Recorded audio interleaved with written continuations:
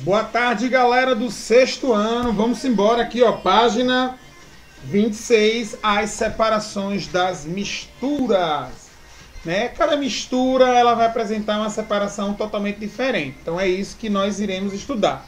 No capítulo anterior, nós vimos um pouco mais sobre os sistemas respiratórios e cardiovascular. E durante o funcionamento de todos os sistemas do nosso organismo, diversas reações químicas ocorrem.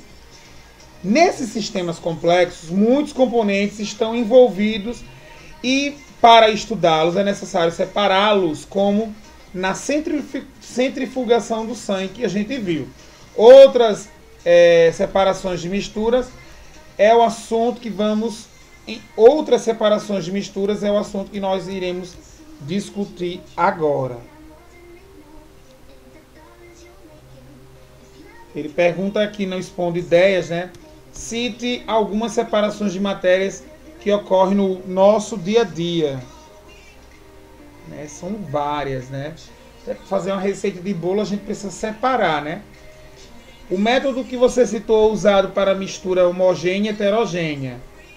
Eita, homogênea, porque eu vou fazer o massa de bolo, né? É homogênea. É possível separar uma mistura sólido-sólido da mesma maneira que uma mistura sólido-líquido? Sim. Vamos ver aqui, né? Primeiro dessa centrifugação do sangue, ó. Nós aprendemos que na centrifugação do sangue baseia-se na densidade. A centrífuga é uma máquina que impulsiona um motor elétrico e coloca um objeto em rotação em torno de um eixo. Na separação do sangue, o processo ocorre de modo que na parte inferior do recipiente ficam as células, os glóbulos vermelhos, né? No meio, as plaquetas, que são os glóbulos brancos, e em cima, né, o soro, caso ele não, na parte superior, o soro, caso ele não tenha coagulado. A imagem ao lado mostra como ficou a amostra de sangue depois de ser colocada na centrífuga. Ó, amarelo, branco e vermelho bem escuro. A centrifugação nada mais é do que a decantação acelerada. Decantação é quando você separa os elementos. Em anos anteriores, você aprendeu que a decantação pode ser utilizada para separar componentes de mistura sólido-líquido ou líquido-líquido. Na mistura líquido-líquido é importante que, além das diferenças de densidade, eles sejam insolúveis entre si. Dependendo do tipo, a decantação pode ocorrer de forma diferente. Para conhecer essa diferença, nós precisamos realizar esse experimento.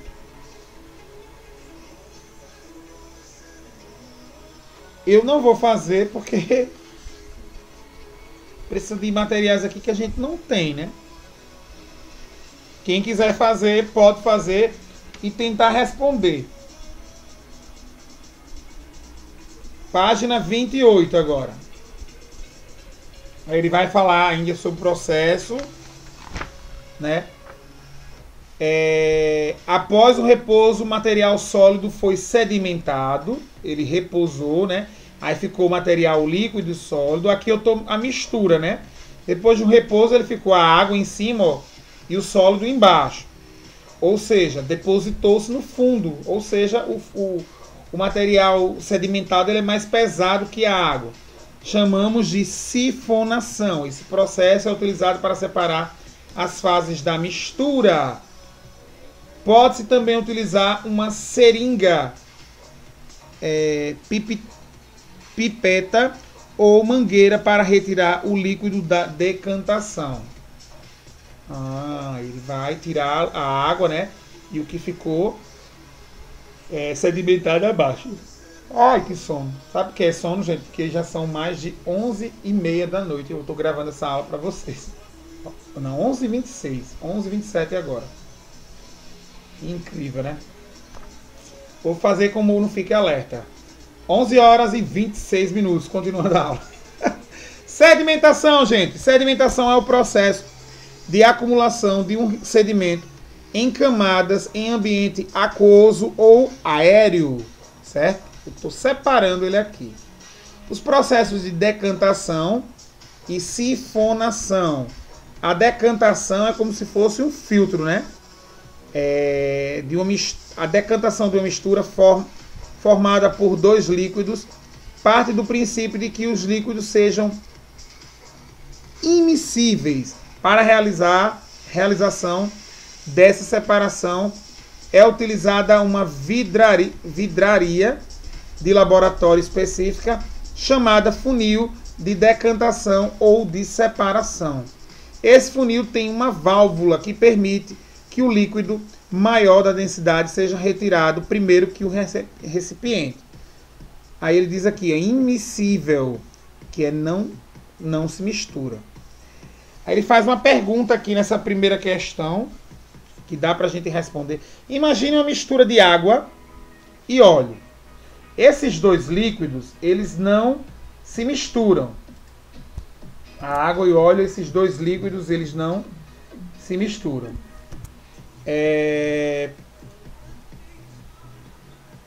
Esses dois líquidos são immiscíveis, certo?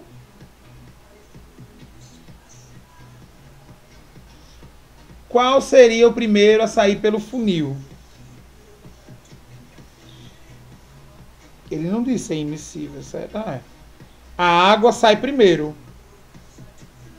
por ser mais densa.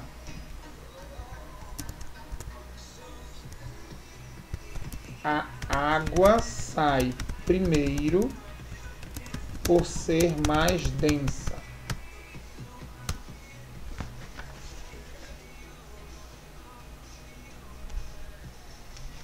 Vige, ele vem aqui com enrolado. Se nós falamos da água, acertamos. Para separar os componentes, aqui ele colocou o exemplo, gente. Água mais densa, óleo menos denso.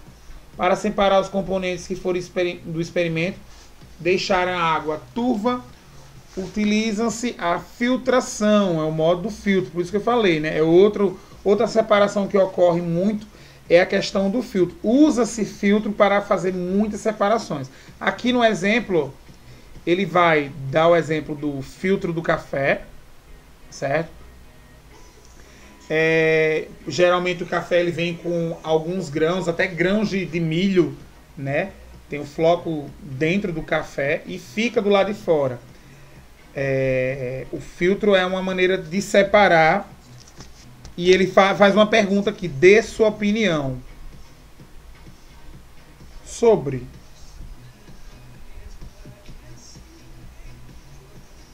Ah, sim, eu tenho que ler isso aqui, ó. Depois de misturar os ingredientes do ovo, né, do bolo aqui, está falando sobre o método, estamos falando do cafezinho, sabe, para um bolo de chocolate, né? Depois de misturar os ingredientes líquidos como leite, ovos e óleo, o livro de receitas orienta a peneirar a farinha e o chocolate em pó antes de serem acrescentados à mistura. Mas por que é necessário fazer isso? Dê sua opinião. Aqui ele fala bem assim, ó, na segunda, viu? Para eliminar grumos. Para eliminar os grumos. Deixa eu ver se é grumos mesmo, viu? É grumos mesmo. Que possam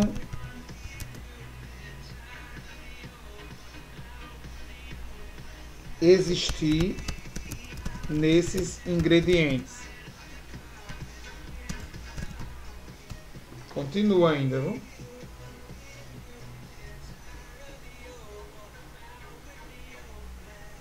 É isso mesmo. É pequenininho.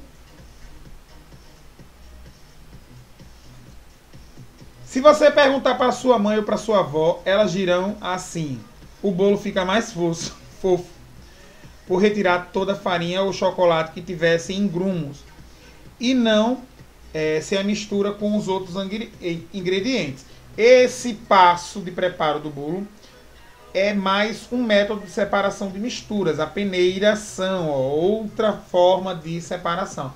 A gente viu a filtração, decantação, a peneiração é outra forma, certo? Ele vai separar as partículas sólidas de tamanhos diferentes. A peneiração ela separa os tamanhos, os grãos maiores não se misturam, é isso que ele quer colocar. Que ele vai falar sobre Sócrates, eu não quero saber de Sócrates.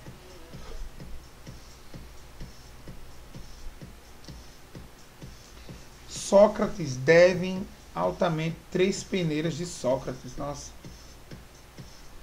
Então deixa eu ver aqui, porque ficou pequenininho, né?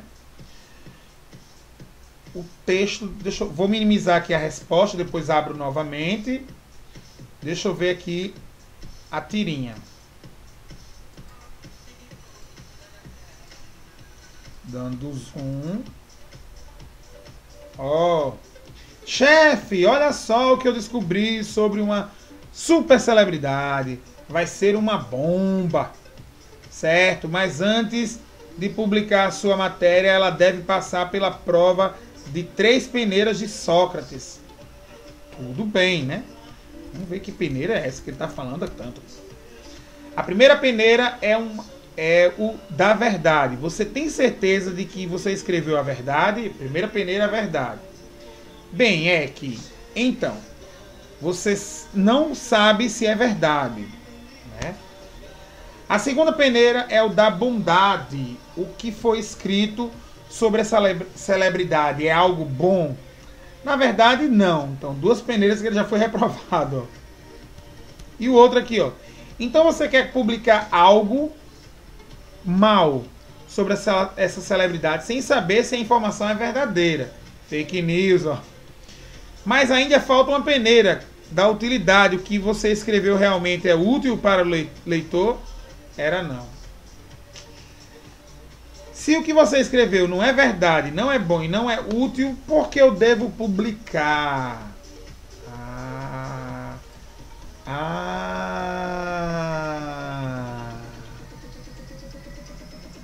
Em sua opinião, as pessoas devem realmente usar as 3 peneiras de Sócrates? Claro. É verdade. É algo bom. É útil. Você, em alguma situação, mesmo sem ter conhecimento desse ensinamento, já fez o uso delas? Acredito que sim, né? E na aula de cidadania a gente tem falado bastante sobre essas coisas, né? Há uma grande máxima que diz que não devemos falar de pessoa. Um barulho estranho. Há uma grande máxima que diz que não devemos falar de pessoas, mas sim de ideias.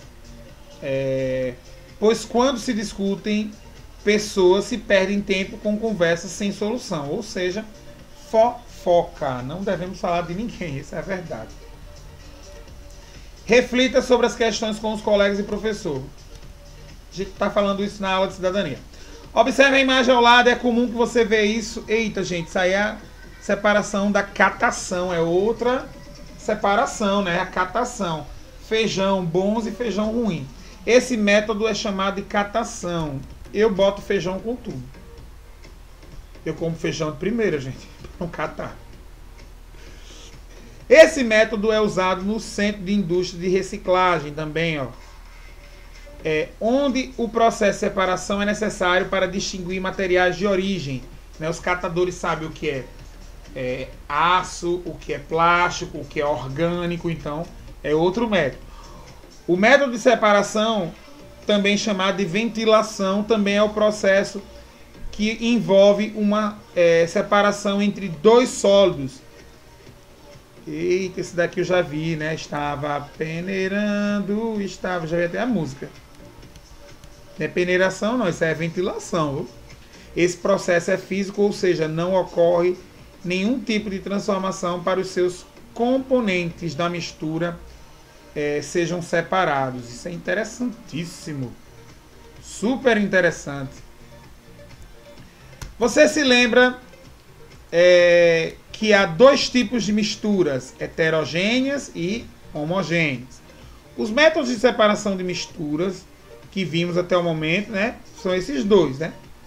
As misturas homogêneas são mais dificilmente separadas pelo fato de apresentar uma só fase. Muitas vezes a quantidade de componentes desse tipo de mistura são imperceptíveis. Vamos falar aqui sobre essas alianças para poder responder a letra A e letra B.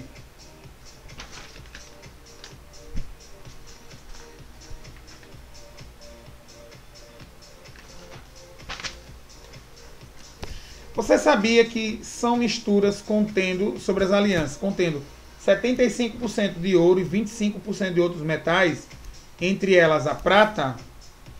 Eu não sabia não, pensei que era ouro. Quem quiser responder dessa forma, oxe, eu sabia. E eu sou joalheiro, como é o nome? Sabia não.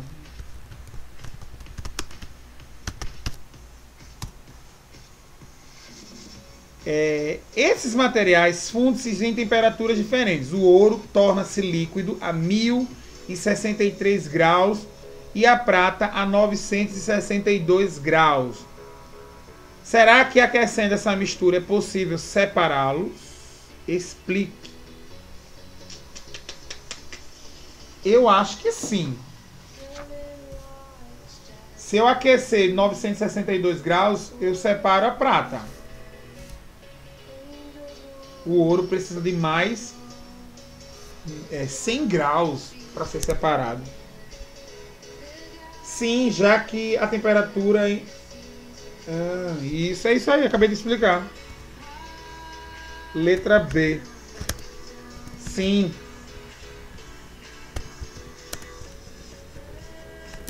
Pois com 962 graus Celsius separaria a prata do ouro. Aqui ele diz mais o quê?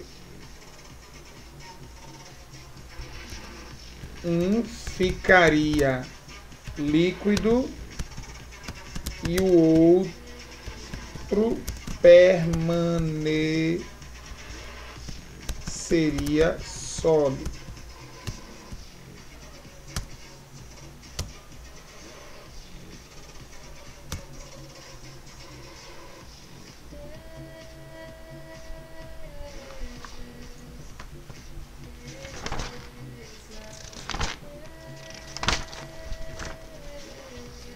Vou terminar essa página aqui para fazer o outro. Vou fazer 2 vídeos, porque eu vou dormir. E de manhã eu vou terminar. Vocês vão ver o vídeo tudo um atrás do outro. Cansado, gente. Não é não? Vocês estão cansados? Vocês não só vão ver 20 minutos esse primeiro vídeo. Ó. Vamos lá. Mistura homogênea compostas de 2 sólidos com temperaturas de fusão diferentes, como as alianças de ouro e prata, podem ser separadas por fusão fracionadas. Nesse método,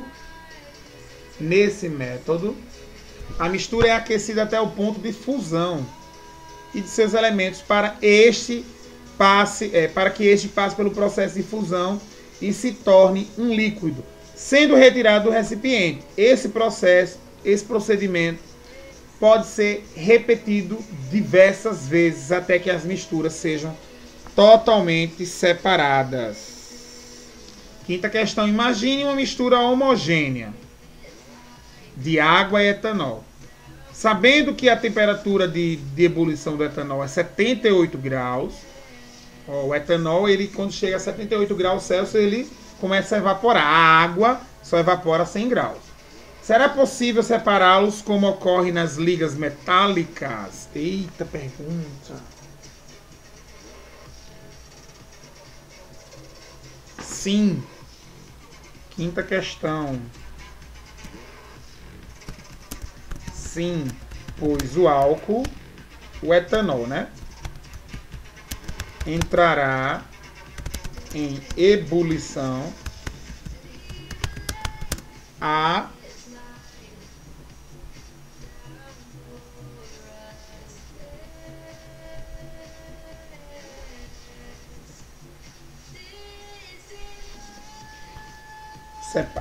não.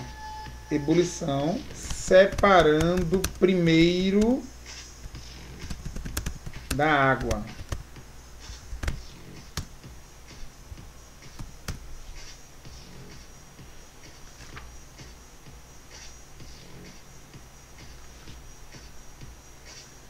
Ok?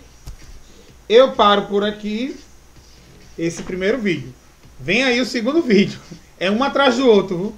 Pra mim é diferente. Eu preciso descansar. Próximo vídeo. Se liga aí a continuação desse.